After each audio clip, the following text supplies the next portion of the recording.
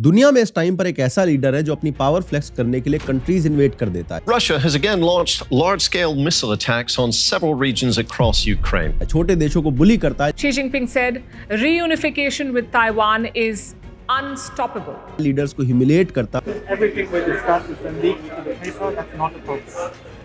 而且我们也不是那样进行。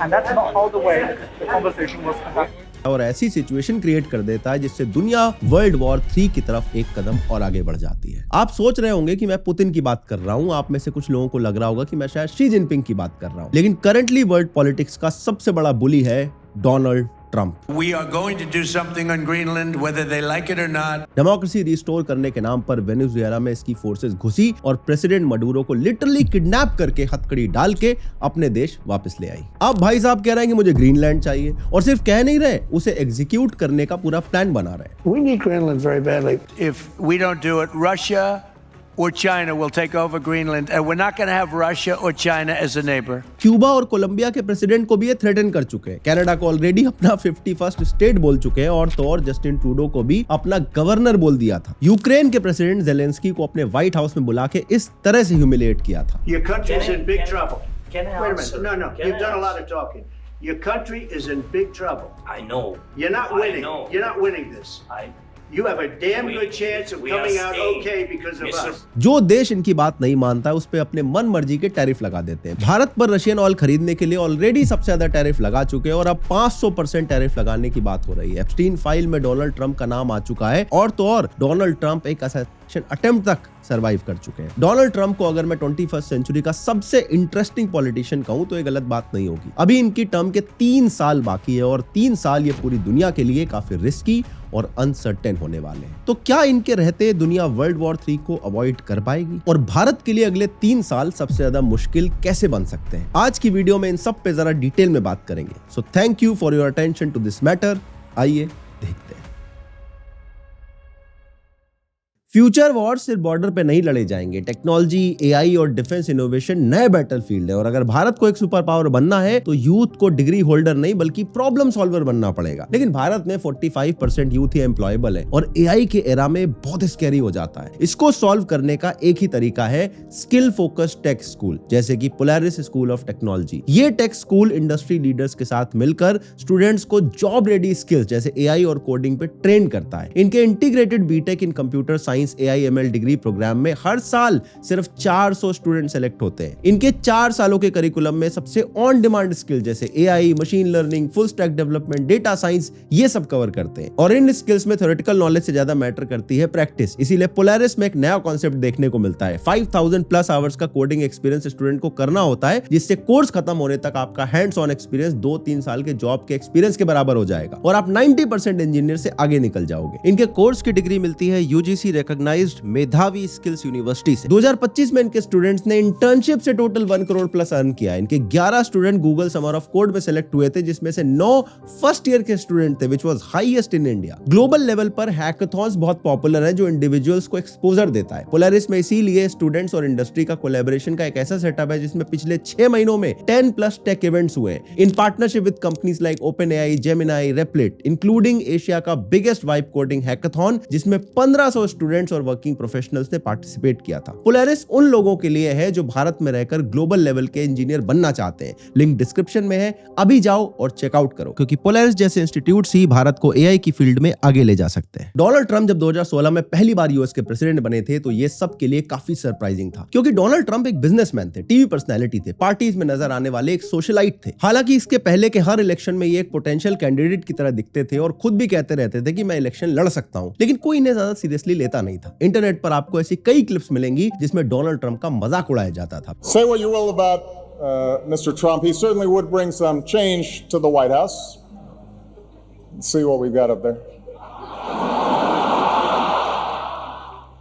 basically इनकी personality काफी caricaturish थी, और इनिशियली जब ये इलेक्शन में खड़े हुए तो इन्हें एक ऐसा कैंडिडेट की तरह देखा जा रहा था जो सिर्फ पब्लिसिटी के लिए इलेक्शन लड़ रहा है, जीतने वितने का कोई हिसाब किताब नहीं था। लेकिन धीरे धीरे ट्रंप की पॉपुलैरिटी बढ़ती गई। उनकी स्पीचेस काफी अनस्क्रिप्टेड लगती थी। मैक्सिकन बॉर्डर से आने वाले इमिग्रेंट्स के लिए इन्होंने कहा था कि ये ड्रग और रेप है। इनका क्लेम था कि प्रेसिडेंट बनते ही ये मैक्सिको के बॉर्डर पर एक बड़ी सी वॉल बना देंगे। मुस्लिम इमिग्रेशन के अगेंस्ट इन्होंने मस्जिदों को मॉनिटर करने जैसी स्टेटमेंट भी दी थी। इनकी स्पीचेस काफी पॉलिटिकली इनकरेक्ट थी, जो लोगों को शायद इनके बारे में पसंद आ रहा था कि जो मुंह में आता है बोल देता है। डोनाल्ड ट्रंप हमेशा कहते थे कि उनका वोटर बेस एक साइलेंट वोटर है। इसके अलावा इनका जो campaign slogan make America great again ये बहुत हिट हो रहा था, लेकिन यूएस की जो मेन स्ट्रीम मीडिया थी वो ये मान रही थी कि हिलेरी क्लिंटन ही नेक्स्ट प्रेसिडेंट बनने वाली है। Are you excited to be the first girl president?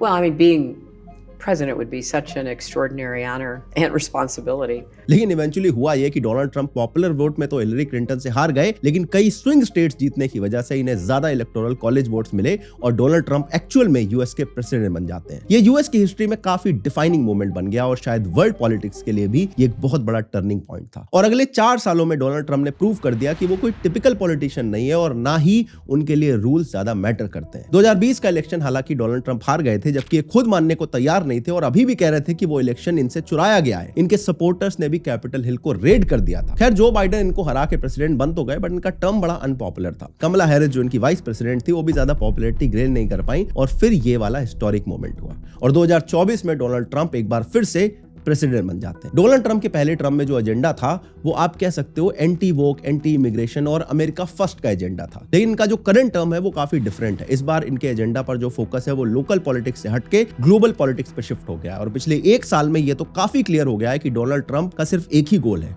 खुद की लेगेसी को लॉन्ग टर्म के लिए बिल्ड करना। इसीलिए आपने देखा होगा हर बड़े ग्लोबल कॉन्फ्लिक्ट के बीच में ट्रंप एक मीडिएटर बन के कूद जाते हैं और उसको सॉल्व करने का क्रेडिट लेने लगते हैं। If you look at the 6 deals that we made peace and long-term, long-running wars, I didn't do any ceasefires.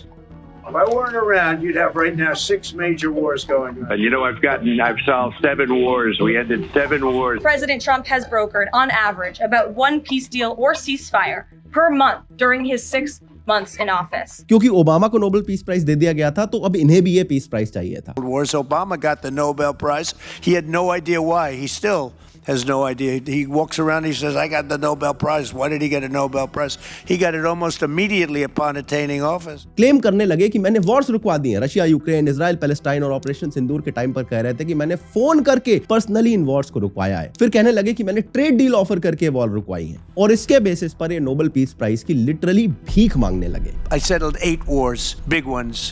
Some going on for 36 years, 32 years, 31 years, 28 years, 25 years. Some just getting ready to start, like India and Pakistan, where already 8 jets were shot out of the air, and I got it done in rapid order without nuclear weapons. I can't think of anybody in history that should get the Nobel Prize more than me. खैर इन्हें peace prize तो नहीं मिल पाया, लेकिन जिन्हें मिला उन्होंने ये ट्रंप को ही डेडिकेट कर दिया। गेस करके देखो ये लेडी कौन है। ये है वेनेजुएला की opposition leader Maria Machado. Dots अब तक आपके कनेक्ट हो गए होंगे। अब ट्रंप की इतनी ईगो मसाज की है तो कुछ तो गिफ्ट इनको मिलना था। अपना ग्रेटिट्यूड शो करने के लिए ट्रंप ने बदले में वेनेजुएला के प्रेसिडेंट मडूरो को ही किडनैप करवा लिया और उसके बाद वेनेजुएला की ऑपोजिशन लीडर ने प्रॉपरली उस मेडल को ही ले जाकर ट्रंप को दे दिया, जबकि नोबेल प्राइज को ट्रांसफर करना अलाउड नहीं होता है। तो बेसिकली ट्रंप को वो लोग पसंद आते हैं जो इनके कहने पर चले, इनकी ईगो मसाज करते रहे। भारत ने ऐसा नहीं करा और इसीलिए भारत पे हाईएस्ट टैरिफ भी लग चुके हैं। हार्वर्ड लटनिक जो ट्रंप की तरफ से अलग अलग देशों से टैरिफ की डील नेगोशिएट करते हैं, उन्होंने एक पॉडकास्ट में जाके बताया कि भारत ने ट्रंप को फोन कॉल नहीं करा था और इस वजह से भारत के साथ जो ट्रेड डील है वो नहीं हो पाई और टैरिफ ज्यादा बढ़ते चले गए। ट्रंप ने पाकिस्तान के पीएम और मोदी जी को व्हाइट हाउस में इन्वाइट किया था। वो दुनिया को ये दिखाना चाहते थे कि देखो मैंने 2 न्यूक्लियर नेशंस के बीच में वॉर रुकवा दी, लेकिन मोदी जी ने यहाँ पे जाने से मना कर दिया और इसीलिए हमारे ऊपर सबसे ज्यादा टैरिफ लगे हुए हैं। इनफैक्ट हमारे ऊपर चाइना से भी ज्यादा टैरिफ है और चाइना को तो यूएस डायरेक्टली अपना एनिमी मानता है। आप सोच के देखो कि अगर पुतिन ने ज़ेलेंस्की को इस तरह से किडनैप कर लिया होता तो पूरी दुनिया का क्या रिएक्शन हो रहा होता। अब कहने को तो कह दिया जाता है कि मडूरो एक डिक्टेटर था, अपने देश में एट्रोसिटीज कर रहा था, ये सब तो वहां पर थोड़ी सी डेमोक्रेसी छिड़कने के लिए हम कर रहे हैं, लेकिन इसकी रियलिटी ट्रंप ने अपने मुंह से सबको बता दी है। We're going to have our very large United States oil companies, the biggest anywhere in the world, go in, spend billions of dollars, fix the badly broken infrastructure, the oil infrastructure, and start making money for the country.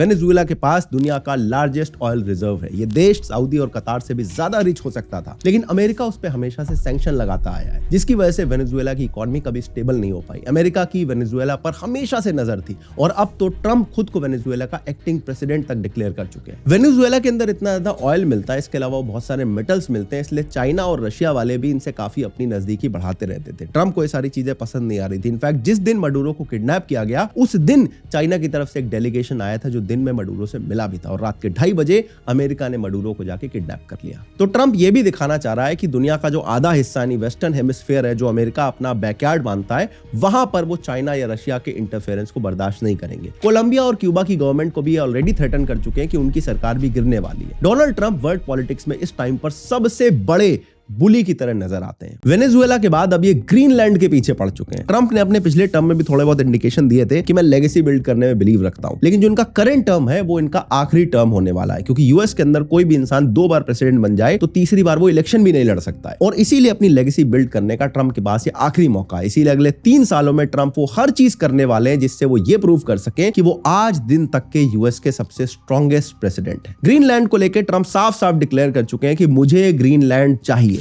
We don't do it, Russia or China will take over Greenland, and we're not going to have Russia or China as a neighbor. लेकिन Greenland Trump के लिए इतना important है क्यों? क्योंकि most of the island तो frozen पड़ा हुआ है, 50-60 हजार की टोटल पॉपुलेशन है। तो ये मैप देखो, नॉर्थ पोल कुछ ऐसा दिखाई देता है जिसमें से इतना सारा एरिया जो है वो फ्रोजन है। 1979 में इतना सारा फ्रोजन एरिया हुआ करता था और अब ये कम होके इतना छोटा रह गया है, यानी यहाँ पर एक सी रूट भी बन रहा है। नॉर्थ पोल में अपना कंट्रोल बढ़ाने के लिए ग्रीनलैंड में प्रेजेंस होना सबसे इंपॉर्टेंट बात है। यहाँ पर ऑलरेडी कुछ चाइनीज कंपनीज माइनिंग कर रही हैं और कुछ के लाइसेंस यूएस की प्रेशर की वजह से ग्रीनलैंड की गवर्नमेंट ने कैंसिल भी कर दिया है। कोल्ड वॉर के टाइम पर यूएस का यहाँ पर एक मिलिट्री बेस हुआ करता था जिसे इन्होंने स्पेस रिसर्च सेंटर में कन्वर्ट कर दिया था। एक टाइम पर यहाँ पर यूएस के न्यूक्लियर आर्म्स भी हुआ करते थे और अब फिर से एक बार यूएस को इसकी इंपॉर्टेंस समझ में आ रही है। ग्रीनलैंड जो है वो रेयर अर्थ मटेरियल्स के मामले में दुनिया पे 8th नंबर पर आता है। एक सर्वे के हिसाब से 34 क्रिटिकल मिनरल्स में से 25 ग्रीनलैंड में पाए गए, यानी इस पॉइंट ऑफ व्यू से ग्रीनलैंड यूएस के लिए काफी इंपॉर्टेंट बन जाता है, क्योंकि रेयर अर्थ मटेरियल सबसे ज्यादा चाइना के अंदर मिलते हैं। अगर वो ये देने से मना कर देता है तो ग्रीनलैंड पे कब्जा होना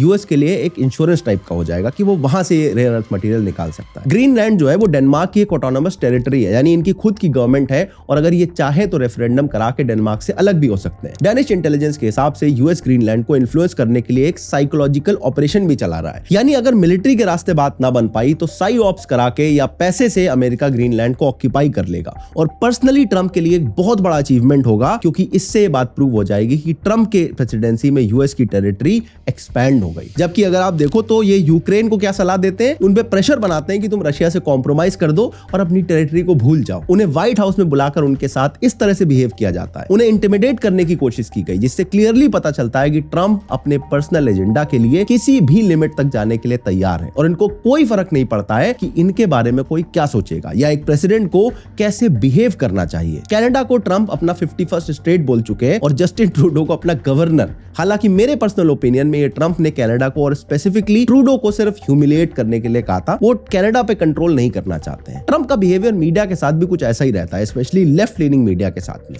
You just have to sit down, please. Sit down.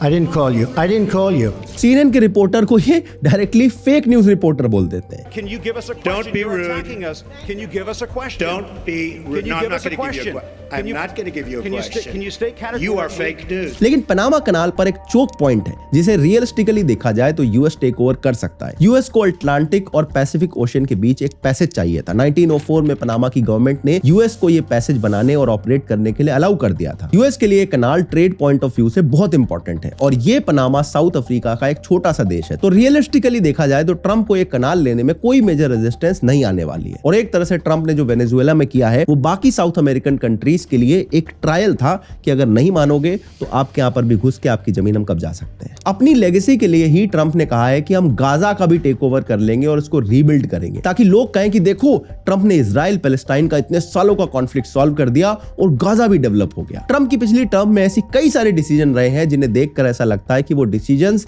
Legacy को ध्यान में रखकर लिए गए, जैसे नॉर्थ कोरिया के डिक्टेटर किम जोंग उन से मिलना, फिर ये हिस्टोरिकल मूवमेंट जब ट्रंप ने नॉर्थ कोरिया में कदम रखा था। ट्रंप के लिए रूल्स या फ्रेंडशिप ज्यादा मैटर नहीं करती। भारत का केस ले लो, वर्ल्ड में इकलौते मोदी जी ऐसे हैं जिन्होंने ट्रंप के लिए इतना बड़ा इवेंट ऑर्गेनाइज करवाया, ट्रंप के लिए एक पॉलिटिकल नारा भी दिया, यूएस में भी जाकर कहा कि अब की बार ट्रंप सरकार।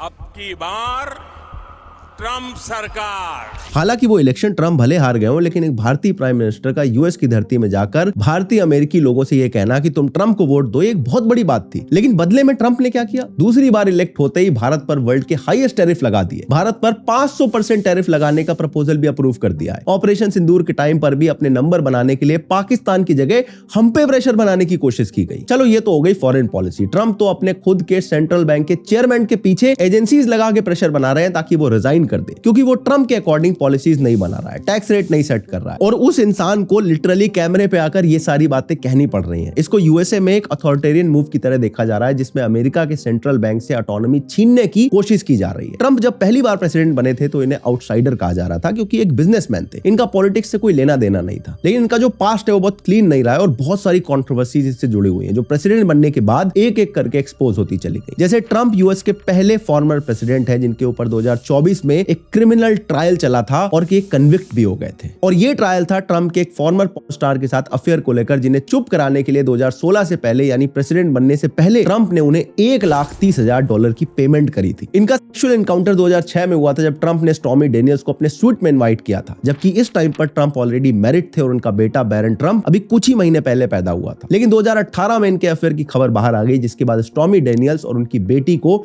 थ्रेटन किया गया। और ये सारी जो इन्फॉर्मेशन है ये इनके ट्रायल में खुद स्टॉर्मी डेनियल्स ने ऑन रिकॉर्ड बताई है। और ये ट्रम्प की लाइफ का अकेला स्कैंडल नहीं है, इनका नाम एप्स्टीन फाइल्स में भी आ चुका है। एप्स्टीन आइलैंड पर इनकी फोटोज भी आ चुकी हैं और इसीलिए एप्स्टीन फाइल्स को रिलीज करने का इनके ऊपर बहुत प्रेशर है। जब रिलीज करने की बात करी गई तो उसको कई जगह से रिडैक्टेड इन्फॉर्मेशन के साथ रिलीज किया गया, क्योंकि फुल इन्फॉर्मेशन बाहर आने पर ट्रम्प इसमें बुरी तरह से फंस सकते हैं। और ये बात मैं नहीं, इलॉन मस्क ने भी ट्वीट करके बताई थी और बाद में इनको ये ट्वीट डिलीट करना पड़ा था, क्योंकि शायद इन पे भी कोई प्रेशर बनाया गया। और एप्स्टीन आइलैंड वाली खबर के अलावा भी इनकी जो पर्सनल लाइफ है वो बहुत ज्यादा स्कैंडलस रही है। ट्रम्प की पर्सनैलिटी काफी unlike of a president type है। इन्होंने वो सारे रूल्स ब्रेक करे जो कन्वेंशनली एक प्रेसिडेंट से एक्सपेक्ट किया जाते हैं, जैसे कि आप ये वाली क्लिप देखो। The United States has conducted an operation that killed Osama bin Laden. Abu Bakr al-Baghdadi is dead. इस क्लिप में ओबामा बिन लादेन के एलिमिनेशन को अनाउंस कर रहे हैं और ट्रम्प अबू बकर अल बगदादी के एलिमिनेशन को अनाउंस कर रहे हैं। After a firefight, they killed Osama bin Laden and took custody of his body. He died like a dog. But his death does not mark the end of our effort. A beautiful dog. A talented dog. दोनों में कितना clear difference है। Obama काफी काम और composed वे में official language use कर रहे हैं, जबकि ट्रम्प एकदम पेडेस्ट्रियन लैंग्वेज में बात कर रहे हैं। वेनेजुएला के टेक ओवर के बाद जब यूएस ऑफिशियल्स की मीटिंग हुई तो सबसे पहले किसे बुलाया गया? यूएस की सारी बड़ी ऑयल कंपनीज को। मतलब ट्रम्प ये प्रिटेंड भी नहीं कर रहे कि उन्होंने ये सब कुछ डेमोक्रेसी को रिस्टोर करने के लिए किया है। वो साफ साफ कह रहे हैं कि हमें तो बस तेल निकालना है। खैर, ट्रम्प की प्रेसिडेंसी के अभी 3 साल बचे हैं और ये 3 साल पूरी दुनिया के लिए बहुत अनस्टेबल होने वाले हैं, क्योंकि ट्रम्प अपनी लेगेसी के चक्कर में कहां तक जा सकते हैं किसी को नहीं पता। रियलिस्टिकली अगर मुझे प्रेडिक्ट करना हो तो मेरे हिसाब से ग्रीनलैंड को कैसे भी करके ट्रम्प लेने की पूरी कोशिश करेंगे, जिसके कॉन्सिक्वेंसेस काफी सीरियस हो सकते हैं। नेटो डिसबैंड हो सकता है, पनामा कैनाल भी काफी पॉसिबल है। इसके अलावा मुझे लगता है कि ईरान में रेजिम चेंज करने की पूरी पॉसिबिलिटी रहेगी, लेकिन मुझे लगता नहीं है कि यह सक्सेसफुल उतना हो पाएगा, क्योंकि ईरान वेनेजुएला नहीं है, ये मिलिटरीली काफी ज्यादा पावरफुल है। और रही बात भारत की, तो मेरे हिसाब से भारत पर हर टाइप के प्रेशर बनाने की कोशिश की जाएगी, ट्रेड, इन्वेस्टमेंट और पाकिस्तान के कार्ड के थ्रू। हम पर प्रेशर बनाने के लिए पाकिस्तान को फंड किया जाएगा और भारतीय गवर्नमेंट के लिए काफी ज्यादा ट्रिकी होता जाएगा, क्योंकि अगर आपने ट्रम्प के अगेंस्ट फर्म स्टैंड ले लिया तो वो काफी अगली टर्न ले सकता है। रिलेशंस काफी हॉस्टाइल हो सकते हैं, क्योंकि ट्रम्प अनप्रेडिक्टेबल है। हम पर ऑलरेडी 500% के टैरिफ को अप्रूव कर चुके हैं और अगर कोई स्टैंड नहीं लिया गया तो मोदी जी पर सवाल उठेंगे कि कहां गई वो 56 इंच की छाती। मैं कोई फॉरेन पॉलिसी एक्सपर्ट नहीं हूं, इसलिए मुझे नहीं पता कि इसका बेस्ट सोल्यूशन क्या हो सकता है, बट इतना कहूंगा कि हमें हर पॉसिबिलिटी के लिए प्रिपेयर्ड रहना चाहिए। बाकी अगर अपने पर्सनल फ्यूचर के लिए आपको प्रिपेयर रहना है तो अपने आप को अपस्किल करना बेहद जरूरी है, इसीलिए पोलैरिस का लिंक मैं डिस्क्रिप्शन में लगा रहा हूं, एक बार उन्हें चेकआउट जरूर करना। अगर ये वाला वीडियो आपको अच्छा लगा तो अगला वीडियो आपको और अच्छा लगेगा, स्क्रीन पे लगा दिया है, क्लिक करो और अभी देख डालो।